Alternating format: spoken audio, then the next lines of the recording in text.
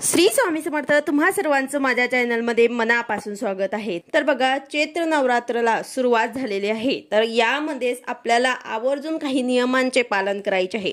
जर महिलांनी या नियमांचे पालन आपल्या घरामध्ये केले तर त्यांना कुलदेवीचा आशीर्वाद मिळत असतो। या नियमांचे पालन करून आपण आपल्या कुलदेवीचा आशीर्वाद प्राप्त करू शकतो। तर हे सर्व नियम काय आहे याबद्दल संपूर्ण माहिती मी तुम्हाला आजच्या व्हिडिओमध्ये सांगणार आहे। व्हिडिओ पूर्ण बघा जेणेकरून तुम्हाला संपूर्ण माहिती मिळेल। जर तुम्ही चॅनलवर नवीन असाल तर चॅनलला सबस्क्राइब करायला मात्र विसरू नका आणि व्हिडिओला लाईक करायला मात्र विसरू नका।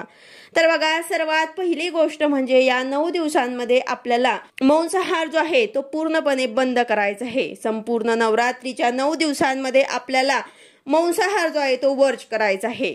हे 9 दिवस आपल्याला आपल्या आई भगवतीची, कुलस्वामिनीची, आपल्या कुळाच्या कुलदेवीची उपासना करायची आहे। तर आपल्याला अशा प्रकारे मांसाहार किंवा तामसिक भोजन आपल्याला आपल्या घरात बनवायचं नाही आणि खायचं सुद्धा नाही। त्यानंतर आता तुम्ही या नवरात्रीमध्ये अखंड दिवा सुद्धा लावू शकता। तुमच्या घरात जरी घटस्थापना होत नसेल तरी सुद्धा तुम्ही दिवा मात्र लावू शकतात। यानंतर तिसरी गोष्ट आहे की आपल्याला यामध्ये ब्रह्मचर्याचे पालन करायचं आहे। शारदीय नवरात्र असो किंवा चैत्र नवरात्र असो, दोघांना अनन्य महत्त्व आहे। तर हे नियम आपल्याला अवश्य पाळायचे आहे।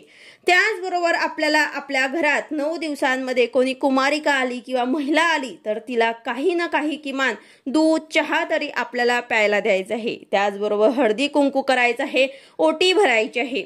या नवरात्रीमध्ये 9 दिवसांमध्ये आपल्याला जर विटाळ असेल तर घरामध्ये त्याचं आपल्याला आवर्जून पालन करायचं आहे। तसेच या 9 दिवसांमध्ये आपल्याला आपल्या आई भगवतीची, आपल्या कुलदेवीला नैवेद्य सुद्धा दाखवायचा आहे। जे आपल्या घरामध्ये आपण जेवण बनवणार त्याचं आपल्याला नैवेद्य दाखवायचं आहे किंवा मग तुम्ही फळांचं सुद्धा नैवेद्य सकाळ संध्याकाळ तुम्हाला जे जमेल ते नैवेद्य तुम्हाला आपल्या कुलदेवीला दाखवायचं आहे आणि शक्य असेल तर आरती सुद्धा करायची आहे। आपल्या घरामध्ये ही सर्व सेवा आपल्या देवीला नैवेद्य दाखवणं, आरती करणं हे व्हायलाच पाहिजे। या नवरात्रीमध्ये या 9 दिवसांमध्ये आपल्याला शक्य असेल तेवढी आपल्याला आपल्या आई भगवतीची सेवा उपासना करायची आहे। त्याचबरोबर 9 दिवस मध्ये आपल्याला आपल्या घरामध्ये कटकट होऊ द्यायची नाही, भांडणं करायची नाही, अन्नाचा अपमान सुद्धा आपल्याला करायचं नाही। कारण बघा, आपण आपल्या कुलदेवीचा कृपा आशीर्वाद प्राप्त करण्यासाठी, सुख समृद्धी, ऐश्वर्य घरात भरभराट राहावी यासाठी आपण ही सेवा करतोय। आणि जर आपण ह्या गोष्टी केल्या तर आपल्या कुलदेवीचा कृपा आपल्यावर होणार नाही। या 9 दिवसांमध्ये जेवढी होईल तेवढी आपल्याला आपल्या कुलस्वामिनीची सेवा करायची आहे। या 9 दिवसांमध्ये या नवरात्रीमध्ये शक्य झालं तर बरेच लोक चप्पल सुद्धा सोडतात। जसे शारदीय नवरात्रमध्ये हा नियम पाळला जातो तसेच या नवरात्रीमध्ये सुद्धा काही जण हा नियम पाळत असतात। पण तुम्हाला शक्य असेल तर तुम्ही पाळू शकतात किंवा नाही पाळला तरी सुद्धा चालेल, पण शक्यतो चामड्याच्या चप्पल घालून तुम्ही मंदिरात जाऊ नका। शक्य असेल तेवढा आपल्याला हा नियम पाळायचा आहे।